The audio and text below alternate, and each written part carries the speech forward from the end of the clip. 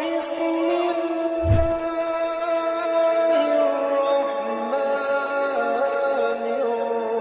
الرحيم.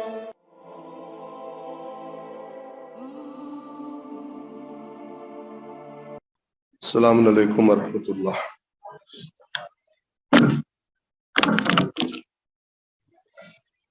اعوذ باللہ من الشیطان الرجیم، بسم اللہ الرحمن الرحیم، الحمد للہ رب العالمین، والصلاة والسلام علی سید الانبیاء والمرسلین وعلی اہل بیتہ الطیبین الطاہرین المعصومین۔ قال اللہ تعالی فی القرآن الحکیم وهو اصدق القائلین۔ اعوذ باللہ من الشیطان الرجیم، بسم اللہ الرحمن الرحیم، کتاب انزلناہ الیک مبارک لیدبروا آیاتہ ولیتذکر اولو الالباب۔ وقال رسول اللہ صلی اللہ علیہ وآلہ وسلم، خیرکم من تعلم القرآن وعلمہ۔ صلوات پڑھیں محمد وآلہ۔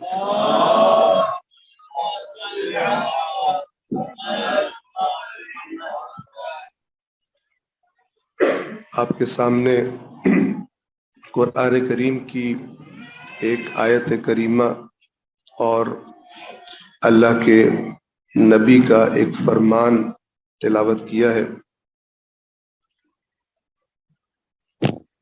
سب سے پہلے تو شکر گزار ہوں ان دوستوں کا جنہوں نے یہ موقع فراہم کیا،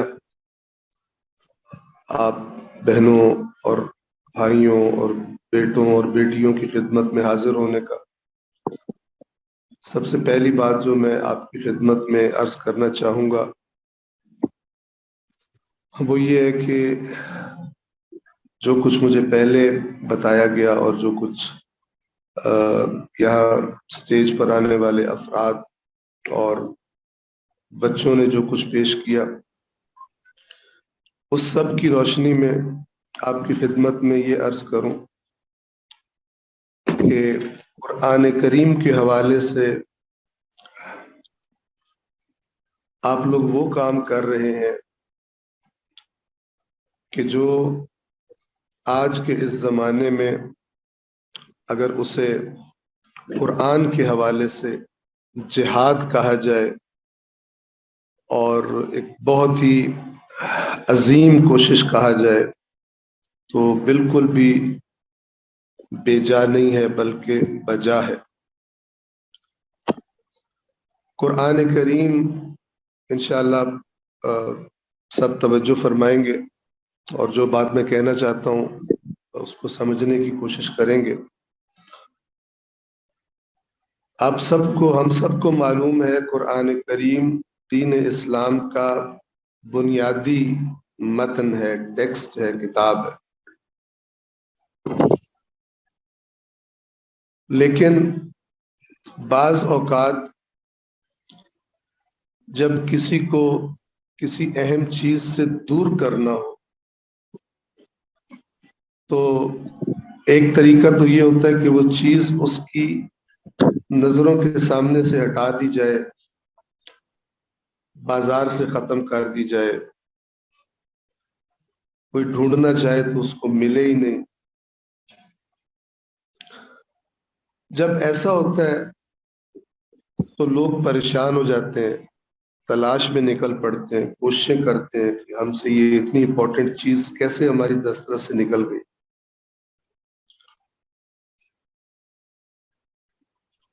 لیکن ایک طریقہ لوگوں کو کسی چیز سے دور کرنے کا اس پہلے طریقے سے زیادہ خطرناک اور مؤثر ہے، جس میں لوگوں کو یہ احساس ہی نہیں ہوتا کہ ہماری کوئی چیز گم ہوئی ہے۔ کیونکہ جب کسی کو یہ احساس ہو کہ میری کوئی چیز گم ہو گئی ہے تو وہ ڈھونڈتا ہے، وہ کوشش کرتا ہے، بھاگ دوڑ کرتا ہے، پوچھتا ہے، احساس اس کو ہوتا ہے۔ لیکن اگر کسی کی کوئی چیز اس طرح ٹیکنیکل طریقے سے گما دی جائے کہ وہ سمجھے میرے پاس ہی ہے تو وہ کبھی بھی اس سے تلاش کرنے کی، اسے ڈھونڈنے کی کوشش نہیں کرے گا۔ قرآن مجید کے ساتھ بھی یہی داستان، یہی ٹیکنیک استعمال کی گئی ہے کہ مسلمانوں کو لگتا ہے قرآن مجید ہمارے پاس ہے، قرآن مجید ہمارے گھر میں پڑا ہوا ہے، قرآن مجید ہماری مسجد میں پڑا ہوا ہے۔ کوئی کہہ رہا میں تو الحمدللہ ہر روز سورہ یاسین پڑھتا ہوں یا پڑھتی ہوں، کوئی کہہ رہا میں سورہ واقعہ کی تلاوت کرتا ہوں یا کرتی ہوں، کوئی کہہ رہا ماشاءاللہ میں نے تو پورا تعویذ بنا کے گلے میں ڈالا ہوا ہے، کوئی کہہ رہا میں نے اپنی گاڑی میں رکھا ہوا ہے ڈیش بورڈ میں قرآن مجید، کوئی کہہ رہا میں تو ہر روز ماشاءاللہ جب میں کام پہ جانے لگتا ہوں بیگم قرآن لے کے کھڑی ہوتی ہے، میں نیچے سے گزر جاتا ہوں۔ ہے قرآن ہمارے پاس، تو جب یہ احساس ہو جائے کہ چیز میرے پاس ہی ہے جبکہ وہ ہو نہیں، تو یہ سب سے خطرناک دھوکہ دینے کا طریقہ ہے۔ اور قرآن کریم کے بارے میں مسلمانوں کو یہ دھوکہ دیا گیا، اور اس دھوکے میں ڈالنے کے لیے بعض اللہ کے رسول اور اہل بیت اطہار کے فرامین کو غلط معنی میں بتایا گیا لوگوں کو کہ اگر کوئی ادنا فکر کرنے پر آ جائے تو وہ کہے گا یہ فرامین ہم سے کیا کہنا چاہتے ہیں۔ آپ کو مثال کے طور پہ عرض کرتا ہوں، ایک صلوات پڑھے محمد والے۔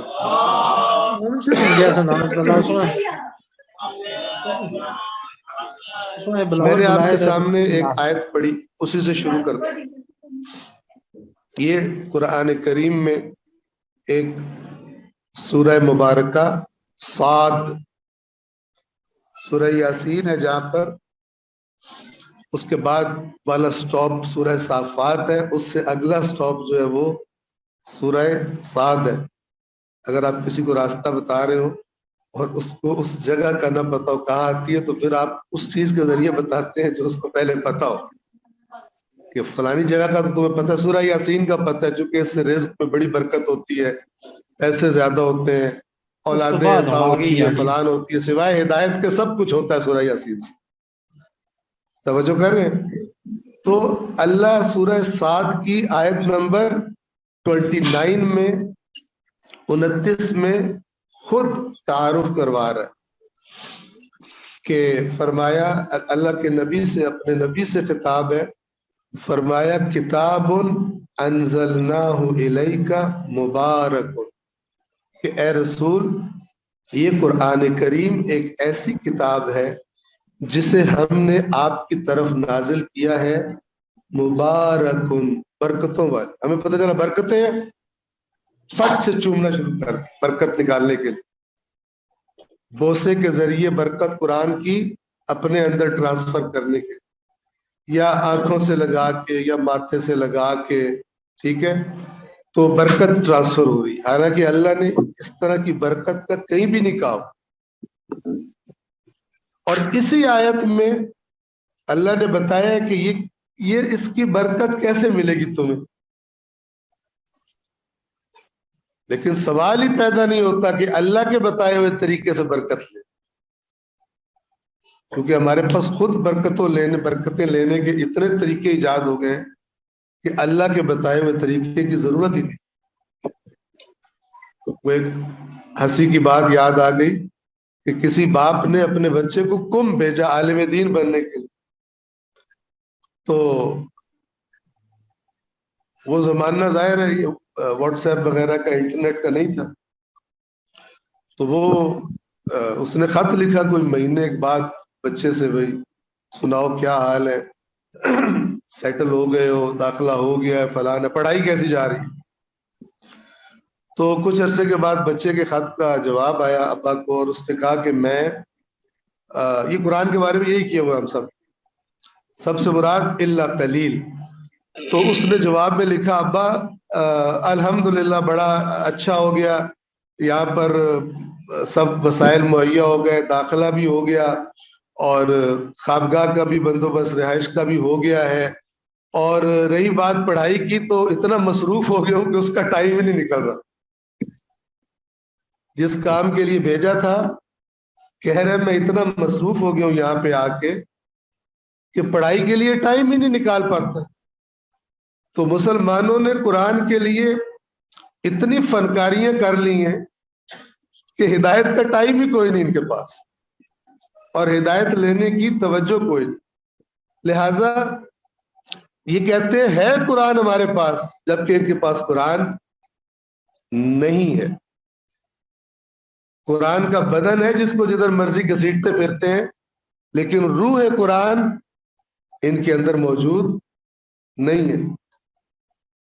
اب یہ جو ماشاءاللہ ہمارا عزیز بیٹا بیٹھا ہوا ہے, شہزادہ ہمارے سامنے کرسی پر ٹانگے اوپر کر کے, تو انہوں نے جو باتیں کی ہیں, بہرحال جو بھی دماغ ان کو تقریر لکھانے کے پیچھے تھا, تو میں ان کی تقریر سن کے سوچ رہا تھا کہ وہ محاورہ غلط ہے جو کہتے ہیں چھوٹا منہ اور بڑی بات, بلکہ اگر بات بڑی ہو تو چھوٹا منہ بھی بڑا ہو جاتا. تو یہ جو باتیں کر رہے تھے وہ واقعاً قابل غور تھی. حالانکہ میں پچھلی رات صحیح طرح سویا نہیں ہوں, مجھے نیند آ رہی تھی, ان کی تقریر سے میری نیند جو ہے وہ تھوڑی سی کنٹرول ہو گئی. بہت زبردست آپ سب نے باتیں سنی یہ جو کر رہے تھے. آپ توجہ کریں, اللہ فرماتے ہیں کتاب انزلناہ الیک مبارک, کہ یہ قرآن ایک ایسی کتاب ہے رسول جسے ہم نے آپ کی طرف نازل کیا بابرکت. کیسے برکت ملے گی اس کی؟ وہ کام جو بہت ہی قلیل چراغ لے کے ڈھونڈنے سے ملیں گے جو کر لیدبروا آیاتی, تاکہ لوگ اس کی آیات میں غور و فکر کریں, تدبر کریں. اور جب تدبر کرے تو پھر کیا ہو؟ وَلِيَتَذَكَّرَ أُولُو الْأَلْبَابِ, تاکہ جن کے پاس عقلیں ہیں وہ اس سے نصیحت حاصل کریں. جو 15-20 سال لگا رہے سورہ یاسین کو اور اس سے پوچھو کہ کیا لکھا ہے اندر, آگے سے دانت نکال دے. اس کی عقل پہ ماتم کرنا چاہیے, نہ کہ اسے کہنا چاہیے ماشاءاللہ اتنا سورہ یاسین اس نے پڑھی ہے, ہر روز پڑھتا ہے, کتنا سیاڑا ہے ہی نہیں, عقل ہی نہیں اس میں. جو عرصہ دراز سے سورہ واقعہ ہر رات کو پڑھ رہا ہو اور اس سے پوچھا جائے کیا لکھا ہے اس میں, کوئی بات تو بتاؤ, اور اس سے پتہ ہی نہ ہو, اس کے سامنے کھڑے ہو کے پیٹنا شروع کر دے, ماتم شروع کر دے کہ تیری عقل کے کیا کہ. کرنا نہیں ہے, میں ویسے کہہ رہا ہوں, اچھے طریقے سے سمجھانا. لیکن یہ وہ مصیبت ہے قرآن کی, جس طرح اہل بیت کے مصائب پہ نوئے لکھے جاتے ہیں, اسی طرح قرآن مجید کے ان مصائب پہ بھی نوئے لکھے جائیں. مسلمانوں تمہاری عقلوں پہ روڑے پڑ گئے, تمہاری عقلیں کہاں گئی, اللہ نے تمہیں قرآن جیسی کتاب دی اور بدبختو تم نے اس سے ہدایت لینا چھوڑ دیا اور کیا کیا ٹوٹکے بنائے ہو. یہ نوئے بھی پڑھے جانے چاہیے. اب آ جائیں, آیت میں نے پہلی پڑھ دی, دوسری میں نے حدیث آپ کے سامنے جو معروف حدیث ہے, اور قرآن کے حوالے سے یہ ایک ہی حدیث ہوتی تو ترغیب دلانے کے لیے ہمیں کافی تھی. کیا فرمایا؟ خیرکم, ابھی آپ سن رہے تھے کم, کما, کے, کا, ٹھیک ہے, خیرکم تم میں سے, تم سب میں سے بہترین کون ہے؟ انشاءاللہ اساتذہ نے بتایا ہوگا بچوں کو کہ جب مردوں والی ضمیر آتی ہے تو اس میں خواتین شامل ہوتی, ورنہ تو یا ایھا الذین آمنوا میں خواتین شامل ہی کوئی.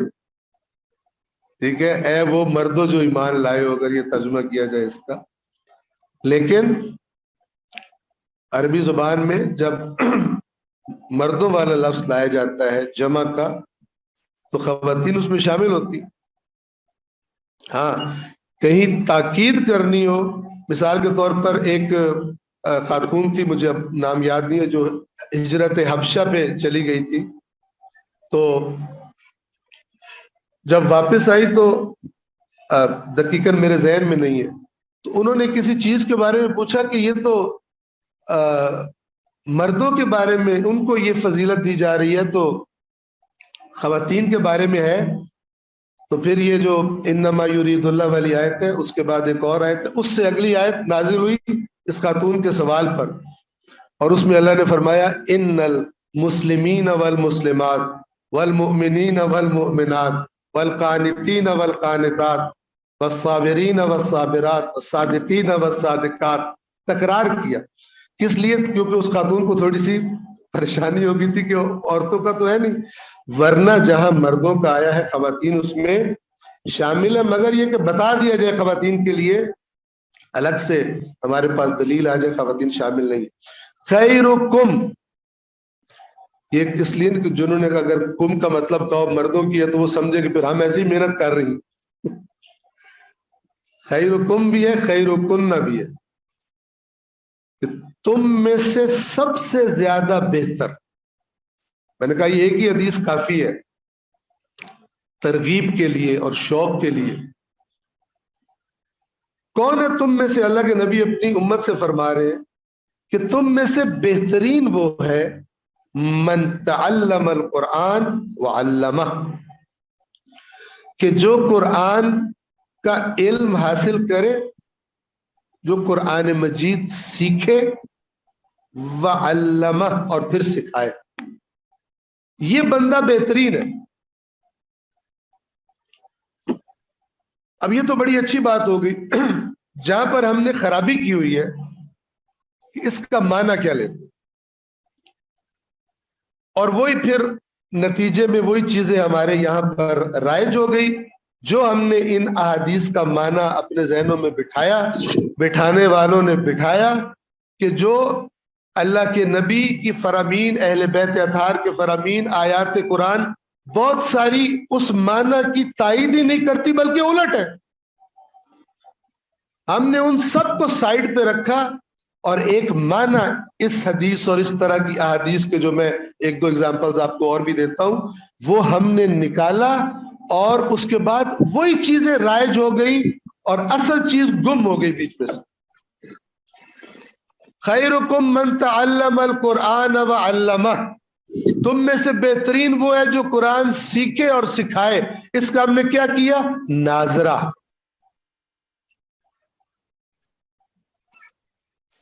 ناظرہ، تجوید،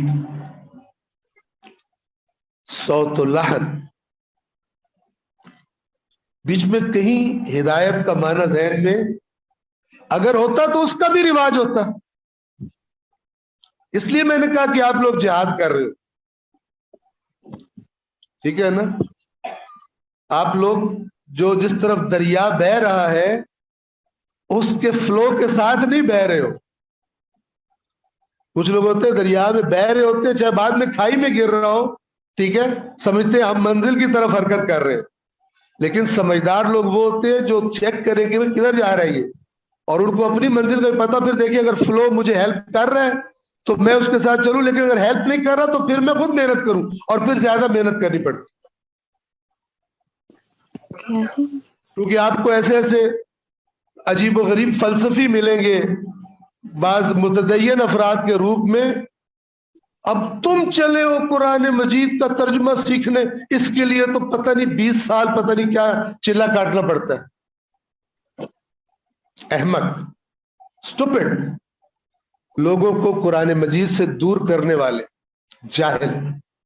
یہ میں سب بڑی ذمہ داری سے کہہ رہا ہوں. انہوں نے ایسی باتیں کر کر کے اللہ کے نبی اور اہل بیت کے فرامین کو غلط سمجھ کر اپنی کج فہمی کی وجہ سے قرآن مجید کو محجور کرنے میں اپنا رول پلے کیا. اس ہدایت میں برکت کا نام لیتا، برکت سے پھر چومنا ذہن میں آتا. اس ہدایت سے اور رہنمائی سے پر کتاب سے دور کر دیا لوگوں کو. اور میں اس کی مثال یوں دیا کرتا ہوں, ایک ہوتی ہے چوسنی اور ایک ہوتا ہے فیڈر. پتہ نا آپ کو, فیڈر کے پیچھے تو وہ بوٹل ہوتی ہے, اس چوسنی کے پیچھے ہوتی چوسنی, اس کے پیچھے بوٹل لگی ہوتی ہے اور بوٹل میں دودھ ہوتا ہے. اب جب بچے کو فیڈر منہ میں دیا جائے, جب وہ محنت کرتا ہے تو دودھ آتا ہے منہ میں, لیکن جب اس کے منہ میں جناب چوسنی دی جائے تو جتنا مرضی محنت کرتا رہے اس کو لگتا ہے آ رہا ہے, قیامت تک نہیں آنا. قرآن مجید کا فیڈر منہ سے نکال کے چوسنی منہ میں دے دیے, لگے ہوئے پڑھ رہے ہیں, رٹ رہے ہیں, مردوں پہ پڑھ رہے ہیں, ختم قرآن ہو رہا ہے, ایک ٹکا ہدایت کا نہیں لے رہے. اس سے بڑی جہالت کوئی ہوگی؟ اس سے زیادہ احمقانہ رویہ کسی اور کتاب کے بارے میں آپ کو ملے گا اس دنیا میں؟ یہ احمقانہ رویہ ہمیں نصیب ہوا ہے جو اپنے آپ کو بڑے عقل مند اور خیر امت سمجھتے ہیں. اب ذرا دیکھیں, یہ جو فرمایا خیرکم من تعلم القرآن, اس سے مراد فقط تجوید ناظرہ اور یہ نہیں ہے,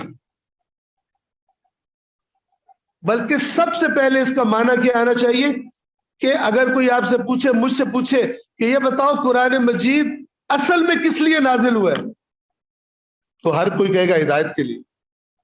تو پھر یہ خیرکم من تعلم القرآن, اصل مراد اس کی ہدایت سیکھے, اس کا معنی سیکھے, ٹھیک ہے, اور پھر دوسروں کو سکھائے. وہ جو باقی چیزیں ہیں وہ دوسرے, تیسرے, چوتھے, پانچویں درجے پر نیچے آتی ہیں اور ان کا کوئی مقابلہ ہی نہیں ہے قرآن مجید کی ہدایت سیکھنے اور سکھانے سے, کوئی کمپیرزن ہی نہیں ہے. کیونکہ اللہ کے نبی نے اس لیے تھوڑی حدیث بولی تھی کہ طوطے پروڈیوس کریں. طوطے جو بول رہے ہوتے ہیں لیکن ان کو پتہ نہیں ہوتا کیا بول رہے, لیکن ماشاءاللہ ایسی طوطوں کی فیکٹری لگی ہے کہ طوطے ہی طوطے ہو گیا, لیکن سمجھ کچھ نہیں آتی. وہ ہمارے یہاں طوطوں کو سکھاتے ہیں میاں مٹھو چوری کھانی ہے, وہ بھی ریپیٹ کرتا ہے. ہمارا میاں مٹھو کیا کہتا ہے؟ میاں مٹھو جنت میں جانا ہے. میاں مٹھو سارے گناہ معاف ہو رہے ہیں, میاں مٹھو جنت میں جانا ہے. سینس ہی نہیں ہے میں کیا پڑھ رہا ہوں. یہ میں کہہ رہا ہوں کہ انتہائی احمقانہ رویہ اختیار کیا. حدیث مثلا جس نے سورہ یاسین کی تلاوت کی, ایک صلوات پڑھی ہے محمد عالم,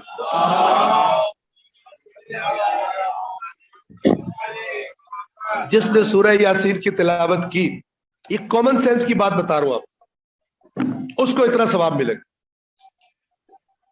کس نے کہا ہے کہ اس سے مراد بغیر سمجھے تلاوت ہے؟ کس جاہل نے کہا, کس احمق نے کہا؟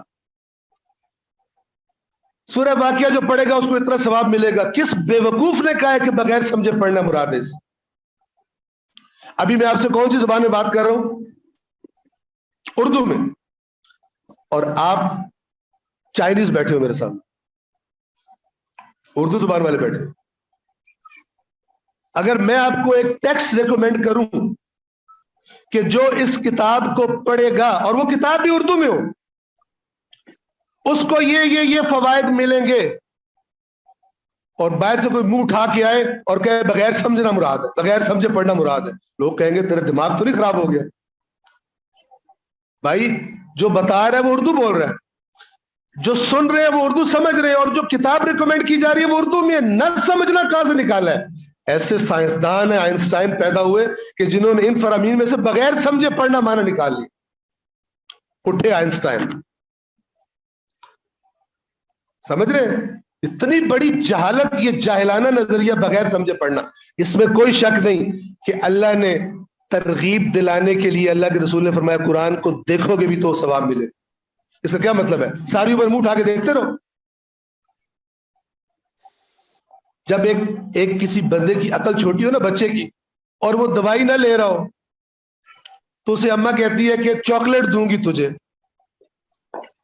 اور وہ بچہ 40 سال کا ہو جائے پھر بھی چاکلیٹ کے بغیر نہ دوائی کھائے, تو مینٹلی ریٹارڈڈ ہوگا. تو قرآن کے بارے میں اکثریت امت مینٹلی ریٹارڈڈ ہے, کہ دماغ صحیح کام ہی نہیں کرتے. آپ بات کو توجہ کر رہے ہیں؟ تو اللہ کے نبی ہو یا اہل بیت اطہار ہو, انہوں نے عربی میں بتایا. جو سننے والے تھے وہ بھی کوئی مریخ سے نہیں آئے ہوئے تھے، وہی عرب تھے، عربی سمجھ رہے تھے، اور جس کتاب کا کہہ رہے تھے وہ بھی عربی تھی۔ آپ ذرا سوچیں کہ کتنی بڑی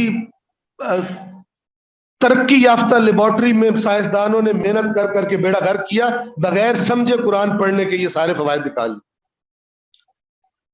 بہت بڑا سائنٹسٹ اس کو بلا کے نوبل پرائز دے، جوتے مارے اس کو، جس نے پہلی دفعہ یہ کام کیا، اور اس قرآن کی کے نور سے، اس کی ہدایت سے دور کرنے میں بنیادی شیطنت والا کردار ادا کیا۔ یہ حدیثیں بہت پڑھیں گے، یہ حدیث نہیں پڑھیں گے۔ مثلا مولا کائنات کا فرمان ہے، لا خیر فی قراءۃ لیس فیہا تدبر، جس قرآن پڑھنے میں غور و فکر نہیں ہے اس میں کوئی خیر نہیں۔ یہ نہیں بتائیں گے چونکہ خود بھی فارغ ہے، خود بھی فارغ ہے تو یہ والی حدیث پڑھیں گے۔ اللہ کیا فرما رہا ہے، افلا یتدبرون القرآن، کیا یہ قرآن میں تدبر نہیں کرتے، ام علی قلوب اقفالها، یا ان کے دلوں پہ تالے پڑے ہوئے۔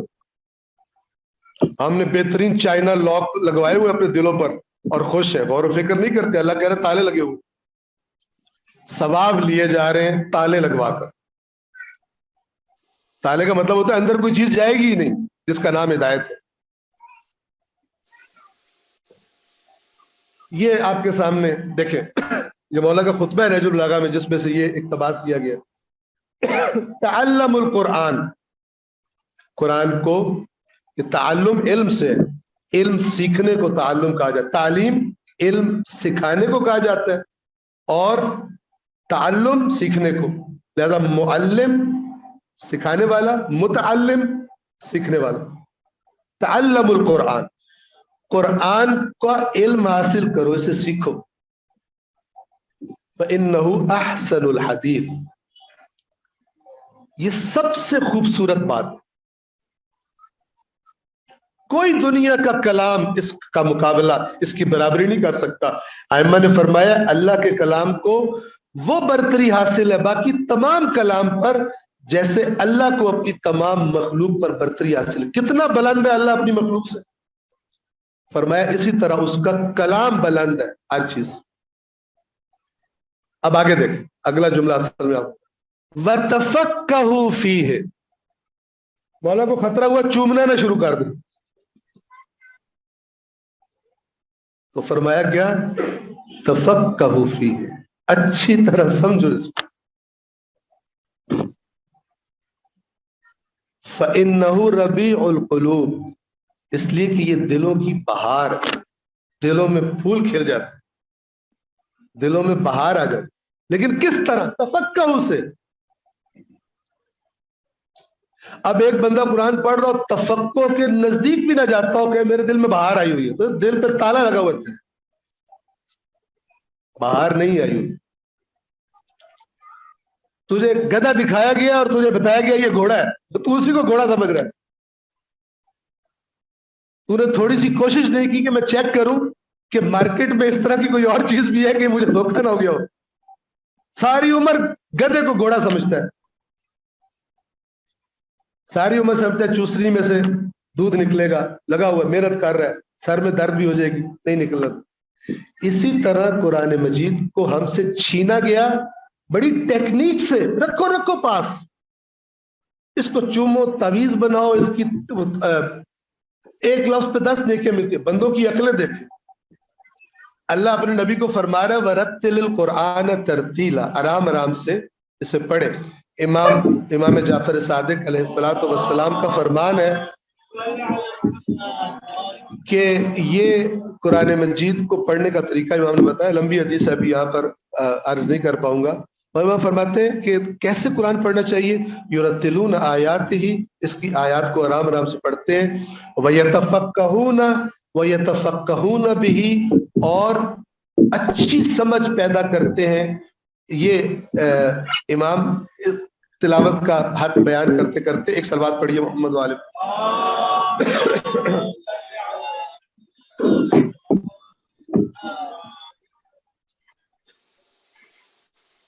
ان حدیثوں کو منظر عام سے غائب کر،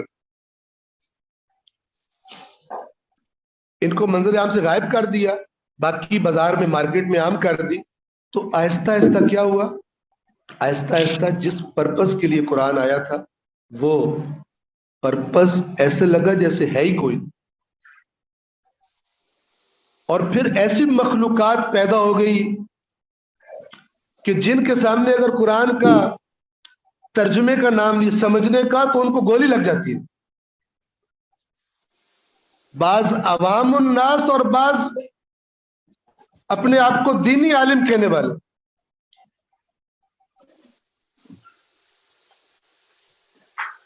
اور کئیوں کو اس سے گولی لگتی ہے کیونکہ خود بھی نہیں پڑھا ہوتا. ان کو پتا ہوتا ہے اگر پڑھائیں گے تو کام خراب ہو جائے. میں بعض اوقات عوام الناس میں اسے کہتا ہوں کہ آپ لوگ استخاروں کے بہت شوقین ہیں قرآن سے، تو ایک استخارہ میں سجیسٹ کرتا ہوں وہ کر لیں. جب آپ کسی کو بلائیں علم دین اس سے سیکھنے کے لیے، مجلس پڑھوانے کے لیے، لیکچر سننے کے لیے، دینی لیکچر، تو جب آپ اس کو انوائٹ کریں اور وہ کہے ٹھیک ہے میں آ جاؤں گا، تو آپ کہیں کہ آغا صاحب ایک استخارہ تو کر دیں. وہ قرآن سے کر دیں. قرآن کھولے، آپ کہیں کہ کھولنا آپ نے لیکن استخارہ دیکھوں گا میں. تو آپ لے لیں قرآن، آپ دیکھیں کون سا صفحہ ہے، تو آپ اسی سے کہیں کہ اب آپ ایسے کریں کہ یہ جو صفحہ کھولا ہے نا اس کی پہلے تلاوت کر کے دیں اور اس کے بعد ہمیں بتائیں کہ اللہ نے کیا فرمایا ہے. اگر وہ تلاوت کر دے اچھے سے، نارملی پڑھ دے، اڑے نہ پرانے موٹر سائیکل کی طرح مسنگ نہ کرے اور پڑھ دے، اور اس کے بعد اس کا ٹرانسلیشن یعنی بتا دے آپ کو کہ اللہ نے کیا فرمایا ہے، آپ کا استخارہ اچھا ہے، ہم آپ سے دین سیکھیں گے. اور اگر نہ بتا سکے، آپ کہ تجھے قرآن اسلام کی پہلی کتاب نہیں ہے تو تجھے عالم کون کہتا ہے؟ کون سی فنکاری سیکھ کے تو ہمیں علم بتانے آئے؟ تو جب یہ استخارہ شروع کرے گی قوم، البتہ اس استخارے کے لیے خود بھی قرآن کا پتہ ہونا چاہیے، ورنہ اگلا آپ کو ایسے گھمائے گا، وہ آپ سے بہت تیز ہے، ایسے گھمائے گا، کہے گا اس کا یہ مطلب بھی ہوتا ہے، یہ اس کے 50 مطلب ہوتے ہیں، تمہیں کیا پتا؟ ساری قوم کو ادھر لگایا ہوگا، 50 مطلب ہوتے ہیں، 70 مطلب ہوتے ہیں، 18 مطلب ہوتے ہیں. بیچاروں کا ٹرسٹ ہی ختم ہو گیا قرآن کے ٹیکسٹ سے. وہ کون سی ایسی کتاب ہے جس کو میں پڑھوں میں کہوں یہ مانا ہے، اگلا بندہ کہ اس کے 50 اور ہے، کس کا اعتماد رہے گا اس میں؟ ایک قرآن کی مہجوریت کا ایک فیکٹر یہ ہے، اور اسی طرح کے بہت سارے. میں تمام کرتا ہوں، میں آپ کی خدمت میں عرض کروں کہ ائمہ کے بہت سارے فرامین، اللہ کے نبی کے بہت سارے فرامین جن کے دوسری طرح معنی کیے جا سکتے ہیں، وہ مارکیٹ میں آ گئے اور ان کی آڑ میں ہدایت غائب کر دی گئی. اور وہ جو کہتے ہیں کہ تدبر کے بغیر ہے ہی کچھ نہیں، ان کو مارکیٹ سے بازار سے غائب ہی کر دو، تاکہ ان لوگوں کو نہ انہوں نے کبھی وہ چیز دیکھی ہوگی، ان کو پتہ ہی نہیں ہوگا جس طرف گاڑی جا رہی ہے. اس وجہ سے قرآن کریم مہجور ہے، اور یہ اتنا خطرناک پروجیکٹ ہے شیطان کا، اور اتنا وہ سکسیسفل ہے اس میں کہ اللہ نے قرآن میں پہلے سے بتا دیا کہ خبردار ہو جاؤ، میرا رسول قیامت کے دن تمہاری شکایت کرے گا کہ میری یہ جو قوم آئی کھڑی ہے کارستانیاں کر کے دنیا میں، یہ اتخذوا هذا القرآن مہجورا، انہوں نے اس قرآن سے دوری اختیار کر لی. تو میں بہرحال اصل اجر، بہترین اجر دینے والا اور جزا دینے والا اللہ تبارک و تعالی، جنہوں نے اس پروجیکٹ کو شروع کیا اور جو اس کو لے کے آگے چل رہی ہیں. بہت دعائیں ہیں پروردگار عالم آپ سب کو بہترین اجر عطا کرے، اور وہ بچے اور بچیاں خوش نصیب ہیں اور ان کے ماں باپ خوش نصیب ہیں کہ اس قرآن سے دوری کے زمانے میں اور قرآن کے بارے میں احمقانہ رویوں کے زمانے میں آپ لوگوں نے اس راستے کا انتخاب کیا اور اس ضرورت کا احساس کیا، اور یہ کام لے کر آپ آگے بڑھ رہے ہیں. پروردگار عالم آپ کو بہترین اجر اور بہترین جزا عطا فرمائے. السلام علیکم ورحمۃ اللہ وبرکاتہ.